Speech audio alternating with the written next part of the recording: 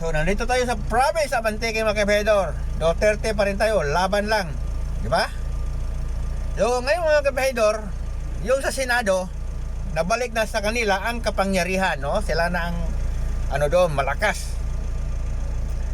Pero ang pakiusap ko lang sana sa inyo, ituloy nyo ang flood control project investigation, di ba? Patunayan nyo na hindi totoo yung sinasabi ng witness nga kasama kayo. Di ba?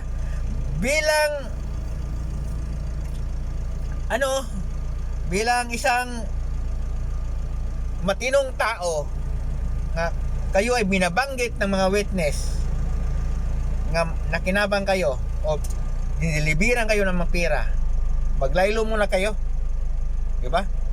Mag-leave of absence muna kayo para magbigay daan ng investigasyon, di ba? Hindi naman pwede kayong tinuturo ng witness tapos kayo na naman mag-imbestiga. O ano ba yan? Hindi maganda, di ba?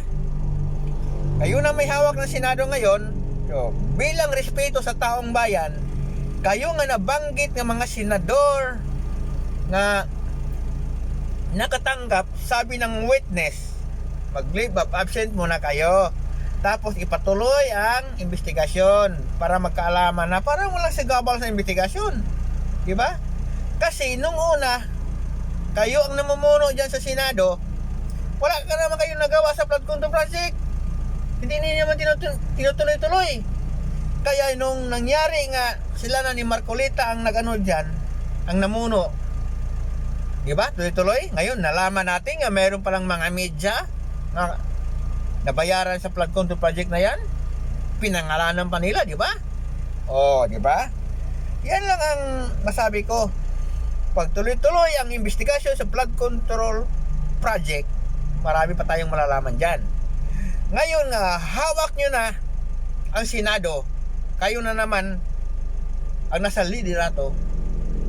Pag hindi nyo yan itutuloy ang investigasyon ng flood control project, diba? Ang nasimulan nila ni Marcolita, anong iisipin ng tao? Diba? Magiging guilty kayo? Diba ang sabi nyo, hindi totoo sinasabi ng witness, di patunayan nyo. Diba? Kasi kayo tinuturo ng witness. Diba?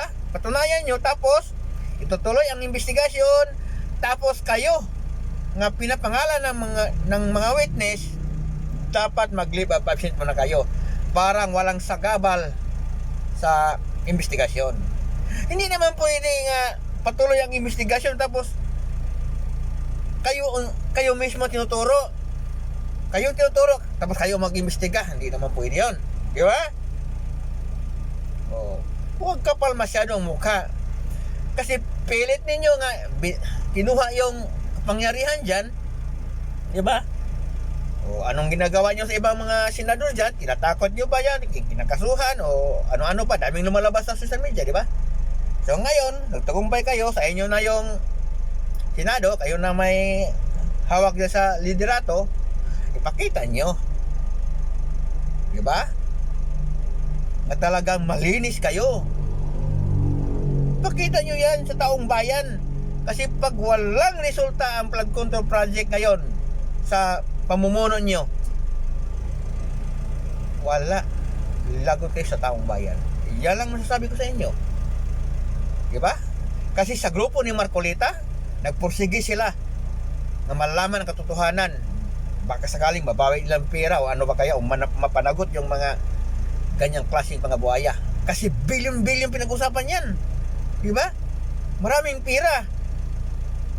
Oh, ngayon pag hindi nyo itutuloy ang simulan nila ni Marcolita, ang isipin ng taong bayan, guilty kayo. Yan lang. Hamon ko sa inyo yan. Bilang ordinaryong tao, tuloy ang investigasyon. Tapos, kayong nabanggit ng mga witness nga sangkot sa mga anomalya na yan, mag-leave of absence muna kayo para walang masabi ang mga tao. Yan lang. Kahit tinuturo kayo ng witness hindi naman pwede tinuturo kayo tapos kayo mag-imbestiga, hindi pwede yun. Diba? Kaya ipakita nyo ang galing nyo.